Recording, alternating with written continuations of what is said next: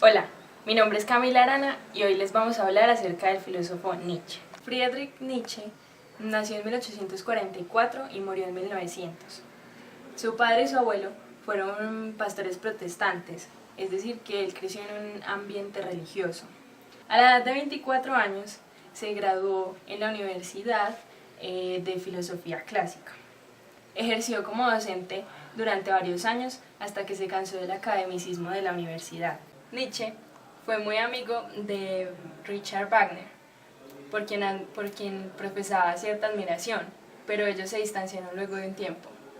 Su vida era muy apartada y amargada, ya que sufría de sífilis, entonces no vivía en condiciones muy buenas.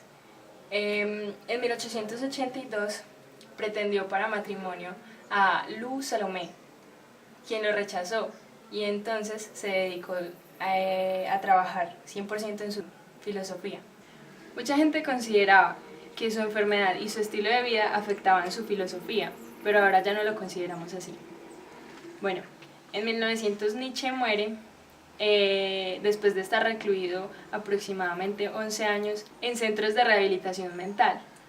Después de su muerte, su hermana se encarga de manipular sus escritos y ella es la que le da la tinta de ideales nazis en sus escritos. Hola, mi nombre es Mariana Escobar y a continuación van a conocer algunos de los pensamientos de Nietzsche.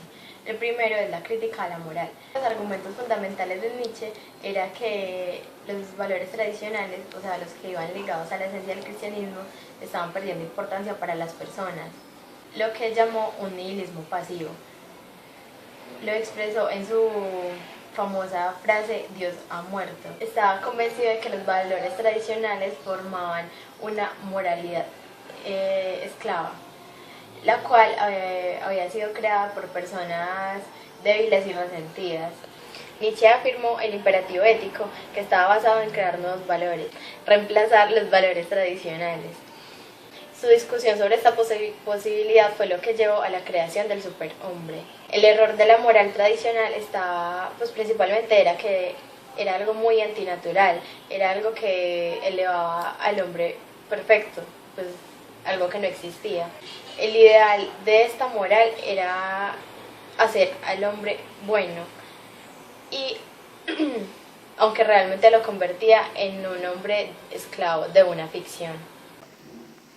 La crítica de Nietzsche a la religión cristiana. Nietzsche dice que la religión cristiana nace del miedo que tiene la gente de sí misma, del miedo que les da a aceptar su destino y controlarlo y tener el poder de manejarlo. Entonces, al tener miedo de aceptar como sus responsabilidades, nosotros le encargamos ese trabajo a un ser supremo, en el caso de la religión cristiana, Dios. Y por medio de ese ser supremo, hacemos una moralidad y ponemos unas normas y unas leyes inalcanzables.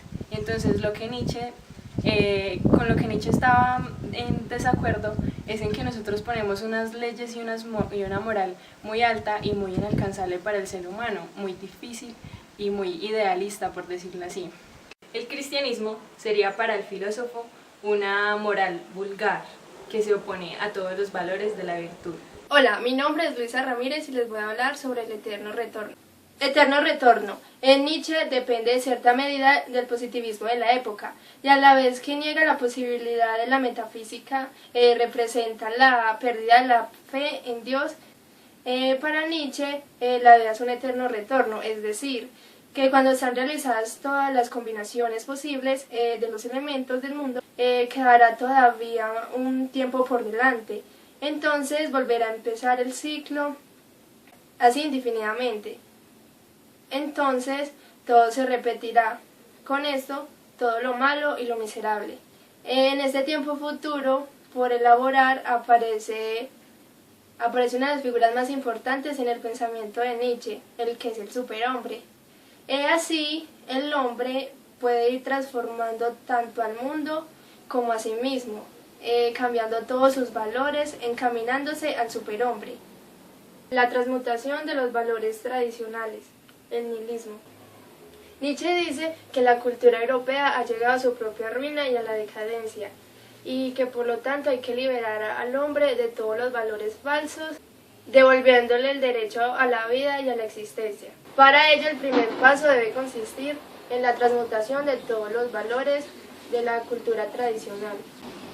Así, el nihilismo no es una teoría filosófica ni una proposición teórica, sino que es un movimiento de nuestra cultura. El occidente, que se encuentra cansado y agotado por los valores inadecuados de su verdadero mundo, se vuelve nihilista. ¿Qué es nihilismo? Nihilismo es cuando se desvalorizan los más altos valores, pues o sea que ya no tienen sentido. El nihilismo en el occidente es radical y absoluto. Y una vez perdida la fe en el mundo verdadero, la cultura se queda sin sentido y llega a la decadencia o al pesimismo. Por lo tanto, el nihilismo es una fuerza destructora para ese Dios cristiano, en el que se apoya la moral y el conocimiento del hombre. Por último, Nietzsche nos dice, ¿dónde se ha ido Dios? Y responde, nosotros lo hemos matado. Todos somos sus asesinos. Lo único que permanece en Dios muerto son las iglesias. Hola, mi nombre es Laura Torres. Les voy a exponer la moral de los señores. Nietzsche tenía una especial enemistad con las éticas kantianas del deber, la utilitarista y sobre todo las éticas cristianas, pero valoraba mucho la vida sana, fuerte, impulsiva y con la voluntad de dominio. Para él todo lo débil, enfermizo y fracasado era malo, pero definitivamente lo peor era tener compasión. Para Nietzsche existían dos tipos de moral, que eran la moral de los señores, que son todas las individualidades poderosas que tienen superior vitalidad y vigor para consigo mismas. Es la moral de la exigencia y la afirmación de los impulsos vitales. Y por otro lado estaba la moral de los esclavos, que es la de los débiles y miserables, regida por la falta de confianza en la vida, porque valoran más la compasión, la humildad, la paciencia, entre otros. Y es una moral de resentidos, que se oponen a todo lo superior, que sea en contra de su tradición. Y por eso afirman todos los igualitarismos. Bueno, y por último vamos a ver el superhombre. Según Nietzsche, existían tres versiones del ideal humano. El primero era el estético, donde el ideal humano se interpretaba como tragedia, donde se armonizaban lo dionisíaco y lo apolíneo. Lo dionisíaco representaba la embriaguez desenfrenada de vivir y lo apolíneo representaba la armonía de la forma de resplandor de la belleza. Pero también está el ideal científico, que concibe el ideal humano como sabiduría. El hombre sabio conoce la realidad del mundo con todas sus miserias y por eso afirma enérgicamente la vida. Por último, el mayor ideal es el superhombre, donde se integra y sintetiza el radical cambio de los valores que propone Nietzsche. De acuerdo con Nietzsche, las multitudes o masas se adaptaban a la tradición, mientras que su superhombre utópico era seguro, independiente e individualista. El superhombre siente con intensidad, pero sus pasiones están regidas o reprimidas por la razón, centrándose más que todo en el mundo real, más que en las promesas o en lo que prometía o decían las diferentes religiones. El superhombre afirma la vida, incluso está muy consciente del sufrimiento y el dolor que conlleva la existencia humana. Nietzsche sostenía que todo acto o proyecto humano estaba motivado por la voluntad de poder. La voluntad de poder no es solo el poder sobre nosotros mismos o sobre los demás, sino es algo necesario para la creatividad.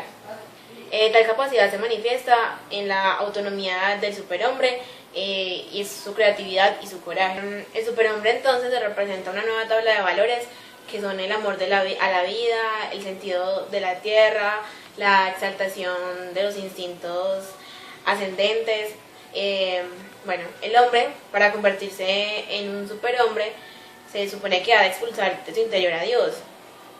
Pero esto no se trata de una divinización del hombre, sino que todo lo contrario, una sustitución de Dios por el supuesto superhombre, de tal forma que éste se convierta en un ser con plenitud de poder y de dominio sobre sí y sobre los demás.